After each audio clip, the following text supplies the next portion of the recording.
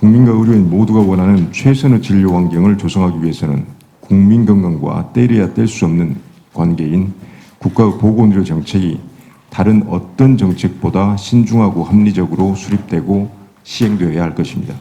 그러나 최근 정부의 일방적 주도로 보건의료 정책이 추진되고 있으며 특히 본래의 취지와 목적을 무시하고 대중적 인기에만 영합하려는 포퓰리즘 성격의 정책이 많아 의료계가 대정부 투쟁 국면에 돌입하는 등 갈등과 반발이 그치지 않고 있는 상황입니다.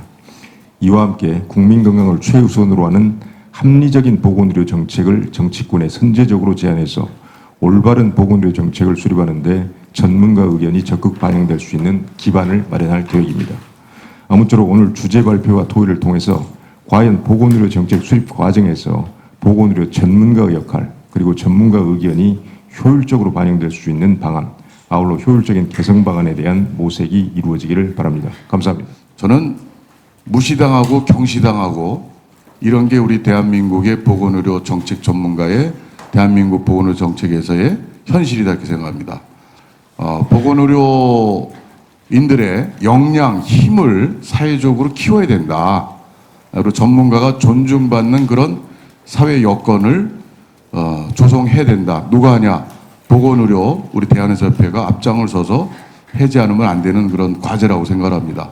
이 보건의료 정책에 있어서의 전문가의 역할 이 더없이 중요하고 그런 이 정부에서 운영하는 여러 이제 위원회들이 많습니다. 또 이 곳곳에 위원회들의 결정의 그런 구조에 전문가 의견이 얼마나 반영될 수 있는 것에 대해서 좀 디테일한 부분까지 또 검토를 하시고 시정 요구가 되고 또 국회에서 그런 것도 또 의정 활동들을 또 저도 또 열심히 해야 될 것 같습니다. 하여튼 많은 여기에서 우리가 국회는 결국은 뭐냐면 국민의 건강권, 보건권 이것을 위해서 우리가 여기에서 국회라는 데가 사실은 인권과 함께 존재하는 것이죠. 국회에서의 국회의 역할이 따로 있고 전문가의 역할이 따로 있는 게 아니라 국회에서조차 아니면 행정부에서도 그렇고 모든 일이 코디자인과 코워크하는 상황으로 갔으면 정말 좋겠다라는 말씀을 드립니다. 대한민국의 국민을 위하여 생각을 하고 나갈 때 정책이 변할 거다. 그 다음에 그 정책이 굉장히 에틱, 생명에 대한 윤리에 관한 생각을 갖고 갈 거다라는 커다란 명제가 있다라는 말씀을 오늘 꼭 강조드리고 싶은 겁니다. 대한민국의 법이 몇 개쯤 되는 줄 아세요? 약 2,000개가 있습니다. 그 중에 사실은 건강이 들어가거나 보건의료가 들어가야 되는 부분들이 사실은 보건복지부 법만이 아니라는 말씀을 제가 드려요. 그래서 이 많은 것을 하려면 누군가가 해야 되겠죠. 누가 하겠습니까? 사실은 전문가들이 나서주지 않으면 대한민국의 국민의 그 삶의 질의 향상은 있을 수 없다라는 말씀을 드리는 거고 우리 모든 보건의료 전문가들이 국민의 삶을 향상시키고 건강을 향상시키는 정책을 만들기 위해서 전문가들은 과연 어떻게 해야 될지를 다시금 심각하게 고민하는 오늘이 되었으면 좋겠습니다. 대단히 감사합니다. 들어가자입니다. 정책이 공식적 정책 결정자가 정부라면 행정부, 입법부, 사법부가 있다면 여기 들어가자는 겁니다. 들어가 계신 분이 아까 세 분 그대로 계셨죠? 국회의원 300명 중에 세 분이 오늘 그대로 오셨더라고요. 더 들어가야 됩니다. 1%가 뭡니까? 보건의료가 우리나라 GDP에 차지하는 게 2018년에 8.1%입니다. 8.1%면 뭐 8% 정도, 그죠? 그러니까 뭐 24명 많이 잡으면 근데 약간 뭐 사회가 움직이는 게 환경에 영향이 많으니까 8%의 절반이라 그래도 12명의 국회의원은 있어야 된다는 생각입니다. 보건복지부에 801명이 정원이더라고요. 이 801명이 정원인데 지금 17분이 의사가 있습니다. 2.1%. 이것도 8%로 기준으로 하면 64명이 돼야 되고요. 그걸 절반을 치면 32명의 의사들이 있어야 됩니다. 더 진입해서 의사의 이익을 대변하는 게 아니라 국민의 이익을 대변하는데 국민의 의견이 너무 한쪽으로 치우쳐서 의사를 몰락시키면 단기적으로는 국민의 이익이 되겠지만 롱텀하게는 이건 국민의 손해가 됩니다. 그걸 봐줄 수 있는 역할을 더 해줘야 된다고 생각합니다. 그래서 의료 전문가에서 보건의료 정책 전문가로 만들기 위해서 의과대학 교육에 집어넣어야 되고요. 더불어서 보수교육을 통해서 정책과 관련된 보수교육을 통해서 우리가 업그레이드 돼야 된다고 생각합니다. 오늘 이 자리가 대한민국 보건의료 올바른 미래 그리고 그를 위한 전문가의 역할에 대한 토론의 자리가 되기를 바랍니다. 보건의료에 있어서 이 전문가인 우리 대한의사협회가 이것도 국민의 한 사람으로서 우리 대한민국 보건의료가 올바른 방향으로 나아가고 또한 우리 국민의 건강권이 더욱더 지켜지기를 바라는 자리여서 오늘 여기 계신 패널분들의 많은 도움 부탁드립니다. 현재 상황은 상당히 그때에 비하면 사회적으로 우리 의사 선생님들의 권위라든가 이런 것이 상당히 하락된 그런 느낌도 많이 받고 진료하는 데 있어서 많은 제한을 느끼고 소신 진료하는 데 어려움을 겪고 의사로서 환자한테 이렇게 양심에 좀 가책이 될 수 있는 그런 진료를 할 수밖에 없는 이런 현실에서 많은 고민을 한 적이 있고 점점 그 고민이 늘어만 갑니다. 그래서 이러한 상황이 자꾸 깊어지면 안 된다. 그동안 우리 의료인들이 환자만 치료하는 것이 주 업무다. 이렇게 생각하고만 살았던 것이 아닌가 생각합니다. 우리가 그런 정책을 개발하고 정책에 함께 의견을 제출하고 해서 우리나라의 국민보건 의료 정책이 산으로 가지 않고 진짜 바른 길로 갈 수 있도록 전문가 역할을 꾸준히 했어야 됐다는 거죠. 이제는 더 이상 저희가 이대로 의료 행위를 계속 하다가는 궁극적으로 우리나라 국민들의 건강권이 상당히 크게 침해받는 순간이 올 것이다. 굶어서 터지기 직전까지는 온 것 같아요.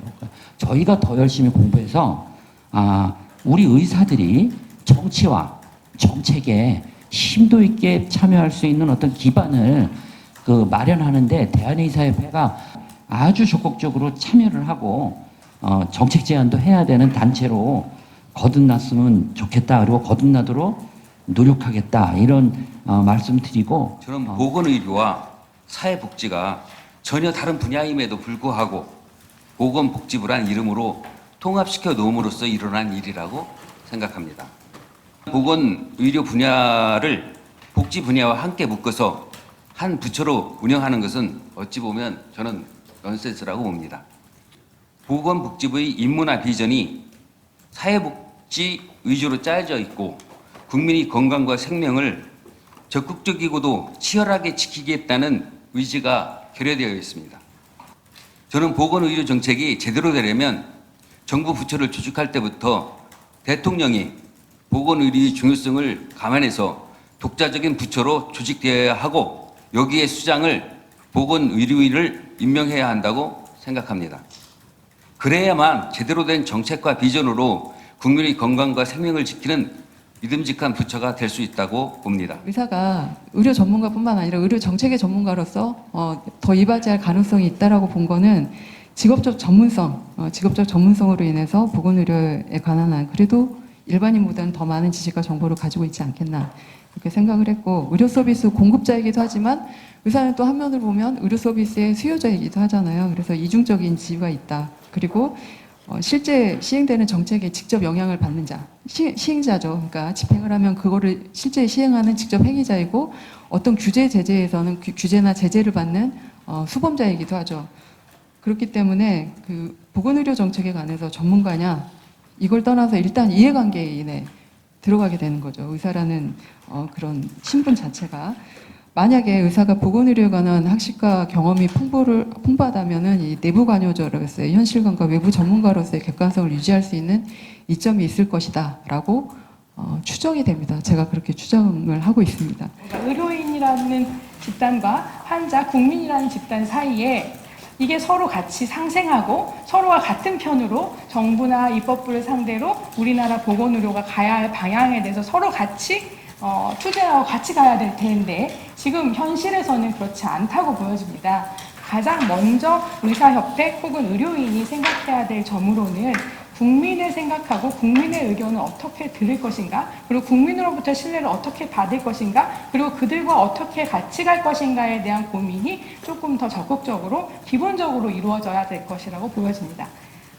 앞으로의 보건의료 정책에 있어서 국민과 의료인이 같은 사이드에서 보건의료 정책에 대해서 같은 목소리를 낼 때 우리가 더 힘을 받을 수 있다고 생각합니다. 조금 더 의사협회나 의료인, 의료 전문가들이 보건의료 정책에 있어서 국민의 의견을 얼마만큼 잘 담을 수 있을 것인가에 조금 더 관심을 가져주길 바랍니다. 사실 그 최근의 정책은 정부 단독으로 할 수 있는 것이 거의 전무하다고 볼 수 있을 것 같습니다. 그 내용이 굉장히 어렵기 때문에 그 각계의 전문가 의견을 듣지 않고 단독으로 했다가는 발표를 하고 나서 다시 뒷수습하는 게 너무 어렵기 때문에 굉장히 많은 영향을 미칩니다. 물론 최종 의사 결정의 순간이 되면 그동안 논의됐었던 내용들을 다 반영할 수 없는 부분들이 있습니다. 그 정부는 어떤 한 단체뿐만 아니라 전체적인 그 한정된 자원 안에서 어떻게 배분을 해야 이 전체적인 편익이 증진을 할 수 있는지를 고려할 수밖에 없기 때문에 큰 차원에서의 추구하고자 하는 가치는 모두 동일할 거라고 생각을 합니다. 환자 안전이나 국민 건강 그리고 생명에 대한 보호. 근데 이제 이거를 지켜낼 수 있는 부분을 바라보는 관점이 굉장히 다르기 때문에 이 관점에 대해선 서로 신뢰하면서 공감을 이끌어내는 부분들을 좀 저희도 노력하고 의사협회나 좀 각계 같이 좀 노력을 해서 그 진짜 그 고결한 가치를 좀 증진시킬 수 있는 결론이 이루어질 수 있는 그런 협의 그 채널이 많이 만들어져야 되겠다는 제 생각을 하고요. 예, 이런 자리들을 통해서 좀